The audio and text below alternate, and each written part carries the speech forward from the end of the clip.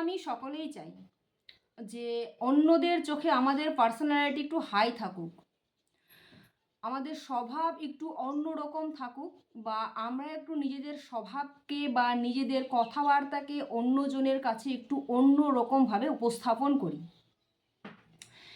এই কথাবার্তা কিংবা স্বভাব অর্থাৎ প্রাথমিক স্বভাব বিষয়ে কিন্তু আপনার জন্মকুণ্ডলিতে অবস্থানকারী বুধ গ্রহ কিন্তু দিয়ে থাকে।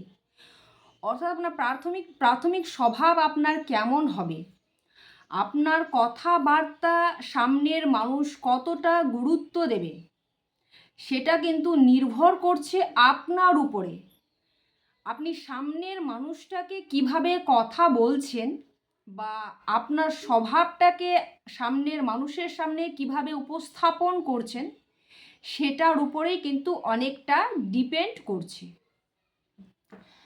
যদি আপনার জন্মকুণ্ডলিতে অবস্থানকারী বুধ গ্রহ কোনোভাবে অশুভ গ্রহের সাথে অবস্থান করে কিংবা অশুভ গ্রহ দ্বারা দৃষ্টিপ্রাপ্ত হয়, তাহলে কিন্তু আপনার স্বভাবের মধ্যে একটা অসংলগ্নতা ভাব লক্ষ্য করা যাবে, কিংবা আপনার কথাবার্তার মধ্যে কিন্তু একটা অসংলগ্ন ভাব লক্ষ্য করা যাবে।